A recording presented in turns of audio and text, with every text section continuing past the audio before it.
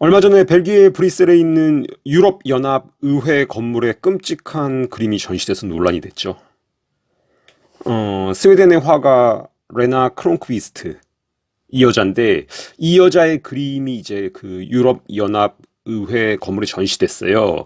비뚤어진 얼굴들이란 제목의 그림인데 이 그림이에요. 속옷만 입은 아이랑 얼굴을 이상하게 일그러뜨린 아이, 그리고 무릎을 꿇고 있는 아이의 모습이 좀 귀괴하죠. 근데 이제 이 여자, 레나 크롱크비스트, 이 여자는 1938년생이고, 현재도 살아있어요. 지금 살아있고, 이제 80대 중반의 고령인데, 이번에 이제 그 유럽 의회에 전시된 그림 말고 이 사람이 이제 그 전에 그린 다른 그림들도 좀 논란이 됐었어요. 몇 개만 좀 보면 이 그림은 그 여자 아이 둘이 차일드 세크리파이스를 하는 걸 연상시키는 어떤 그런 장면이 묘사돼 있죠. 어. 그리고 이제 이 여자는 이런 그 비슷한 느낌의 그림을 여럿 그렸어요. 이렇게. 그리고 뭐 이거 말고도 뭐 이제 아동 학대를 연상시키는 그림이나 물에 잠겨 죽은 것 같은 아이의 그림, 뭐 이런 그림도 여럿 그렸는데 뭐 딱 봐도 뭔가 좀 정신적으로 문제가 있는 사람이 그린 그림 같죠. 음. 근데 이제 이런 사람이 뛰어난 예술가로 이제 인정받으면서 그림 한 장당 가격이 이제 수백만 달러에 달해요. 그리고 이제 프랑스의 거대 은행인 BNP 파리바의 후원도 받았고. 어. 근데 이 여자에 대한 얘기는 이 정도로 하고 이 여자의 조국, 이 여자의 나라 스웨덴에 대해서 좀 얘기를 해보려고 해요. 사실 이제 스웨덴이라는 나라의 경제 모델은 일루미나티가 만들고자 하는 사회. 그러니까 이제 극소수가 모든 걸 소유하고 일반 대중은 아무것도 소유하지 못한 채 국가에서 주는 사회복지 재정에 종속되어 살아가는 사회의 가장 선도적인 버전이라고 할 수 있어요. 스웨덴이. 스웨덴은 소득세 최저세율이 32%예요. 소득세 최저세율. 그러니까 그 스웨덴에서 이제 뭐 알바를 해가지고 100만 원 정도 받으면 스웨덴 1인당 국민소득이 5만 불이 넘기 때문에 한국 돈으로 100만 원 벌면은 진짜 조금 버는 건데 100만 원 정도 벌어도 32만 원을 세금으로 내야 돼요. 스웨덴이. 최저세율이 소득세가 32%예요. 100만 원 벌면 32만 원 세금. 최저가 32%고 웬만한 풀타임 잡 갖고 있으면 36%를 세금으로 내야 돼요. 어. 그러니까 36%면 월급을 300이라고 했을 때 108만 원이 세금이에요. 실수령액은 192만 원이고. 월급이 300인데 세금 뗀 실수령액이 200도 안 돼요. 190. 이렇게 이제 최저 세율이 32%이기 때문에, 그러니까 진짜 저소득층도 일단 어떤 직업이 있으면 소득 중에 3분의 1 이상을 세금으로 내야 되는 나라가 스웨덴이에요. 이제 극빈층이면 약간 세금 공제가 되는데, 그러니까 진짜 가난하면. 근데 공제가 돼도 20%가 넘어요. 세금. 100만 원 벌면 공제를 받아도 극빈층에서 공제를 받아도 100만 원 벌면 20 몇만 원이 세금이고 가져가는 돈은 70 몇만 원이다. 그러니까 저소득층에게도 세금을 엄청나게 떼는 나라가 이제 스웨덴이죠. 근데 이게 다가 아니에요. 그 부가가치세. 그러니까 이제 우리나라는 부가가치세가 10%잖아요. 근데 스웨덴은 부가세가 25%예요. 그러니까 이제 우리나라 어떤 사람이 우리나라 이제 백화점에 가서 5만 5천 원짜리 옷을 사면 이 5만 5천 원 중에 이제 5천 원이 부가세잖아요. 10%. 근데 스웨덴은 만약에 똑같은 옷을 백화점에 사면은 12,500원의 부가세가 붙어요. 우리나라는 5천 원 붙는데 스웨덴이 이제 우리나라의 25%니까 12,500원이 붙어요. 그러니까 이제 뭐 옷을 사거나 운동화를 사거나 뭐 노트북을 사거나 이럴 때 세금을 우리보다 2배 넘게 내야 되는 거예요. 부가세가 25%니까. 근데 단 스웨덴의 부가세는 이제 일괄적으로 25%는 아니에요. 그 호텔 숙박비, 예술가가 직접 판매하는 예술품, 식료품에 붙는 부가세는 12%예요. 좀 낮아요, 이건. 근데 그래도 12%예요. 그러니까 소득세로 32% 최저 이렇게 떼가고 그걸 이제 소득세를 뜯기고 남은 돈으로 생활을 해야 되는데 생활에 필요한 물품을 구입할 때 붙는 부가세도 25%나 되다 보니까 이제 어떤 국민들의 소비 여력이 크지가 않아요. 뭐 대출을 받던지 해서 이제 뭐 쓰지 않으면은 소비할 수 있는 돈 자체가 얼마 안 되고, 이 스웨덴 국민 중에 하위 20%, 그러니까 스웨덴 인구가 1000만인데 하위 200만, 이 200만은 순자산이 마이너스예요. 그러니까 대출만 있고 은행에 예금이 없어요. 하위 20%는.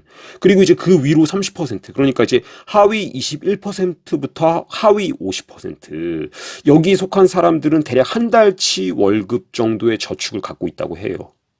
어.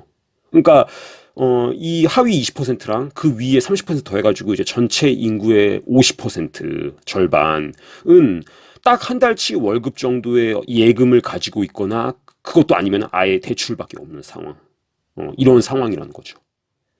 그러니까 스웨덴 국민들이 지고 있는 가계부채는 스웨덴 전체 GDP의 87% 정도 규모예요. 그러니까 상당수 국민들이 대출금을 지금 빚을 지고 있어요. 그러니까 이 빚에 대한 이자를 또 뜯기고 있다는 소리죠.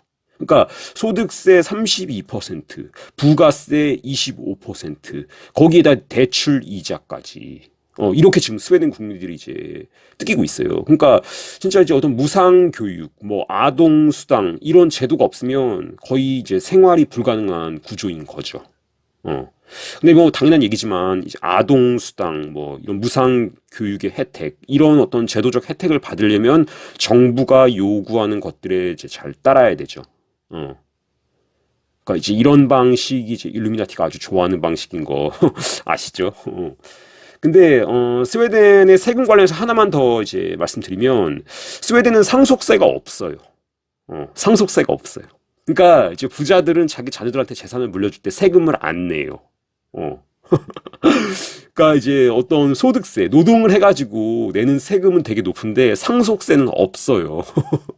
그러니까 이제 어떤 서민들한테는 소득세로 월급의 최소 월급의 3분의 1, 32%를 뜯어가면서 뭐 자산이 뭐 100억 또는 뭐 1000억 이렇게 되는 사람은 자녀한테 상속할 때 세금을 안 내요. 그러니까 이제 스웨덴은 부자가 대대손손 부자일 수 있는 구조인 거죠. 뭐 아시겠지만 스웨덴은 영국처럼 입헌 군주국이고, 왕이 있어요. 왕, 귀족도 있고.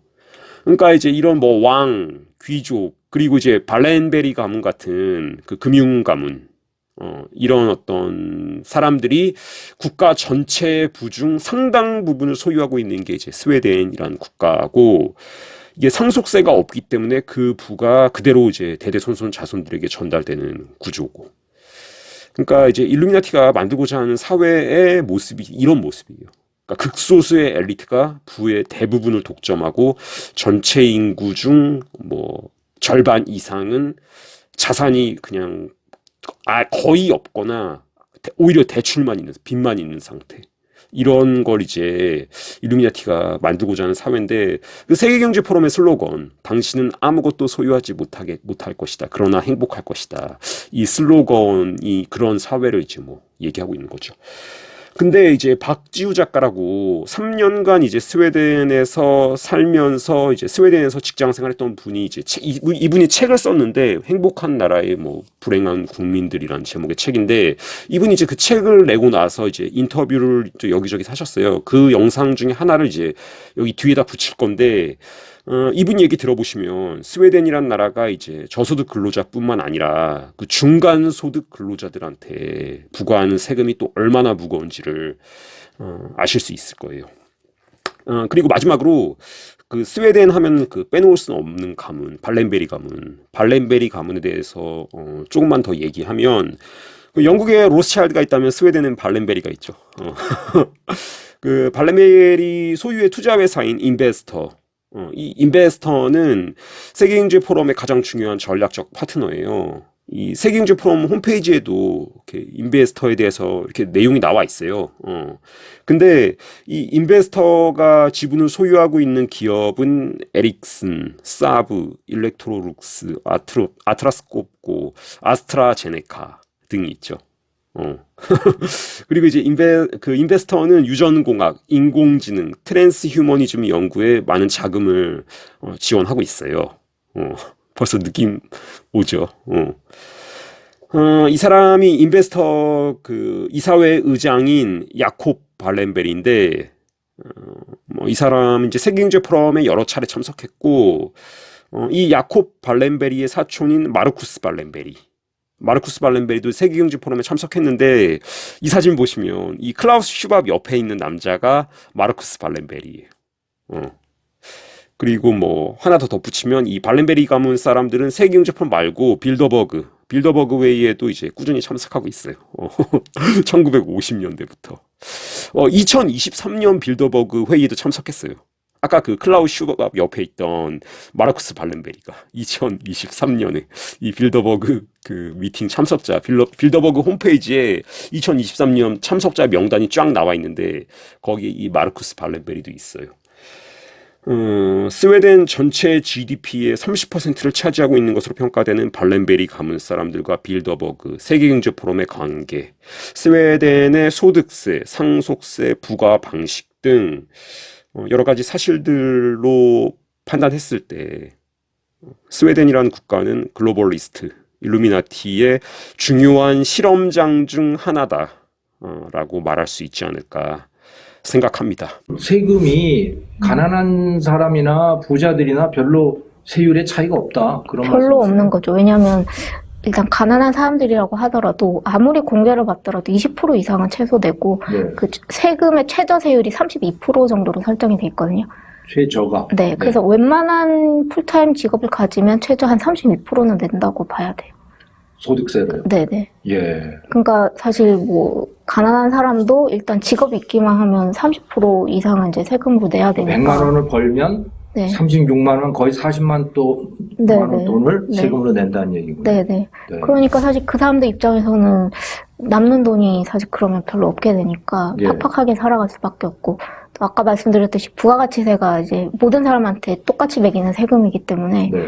이제 좀 역진적으로 가난한 사람들한테 좀 크게 부담이 되는 세금이거든요. 근데 이게 예. 25%가 되니까 가난한 사람들이 그런 면에서 좀 세금 부담을 많이 지고 있는 형태이고, 예. 또 최고 세율도 52%인데요. 이 기준이 6,800만 원에서 끊겨요. 그래서 6,800만 원 이하면은 32%고 6,800만 원을 넘으면 이제 52% 구간에 진입을 하게 되는 거거든요. 근데 이게 스웨덴 웬만하면 52%란 얘기네요. 네. 국민소득이 5만 2천 높으니까. 달러인가? 뭐 네, 그 네. 정도니까. 네. 그 우리나라 기준으로 하면 한 4천만 원 네. 정도가 네. 되면 최고 세율이 된다는 얘기네요. 네, 평균보다 약간만 더 많이 벌어도 최고 세율에 진입을 하는데, 뭐 10억, 20억을 벌든, 네. 아니면 뭐 6,800 정도를 벌든 이제 똑같은 세율 구간에 진입을 네. 하니까, 사실 뭐 몇십억씩 버는 사람들은 한국이든 미국이든 이제 대부분 뭐 한 절반 정도는 세금으로 내거든요. 예. 근데 스웨덴처럼 이렇게 평범한 중산층의 근로자한테 이렇게 높은 세금을 매기는 나라는 북유럽 국가들밖에 없어요.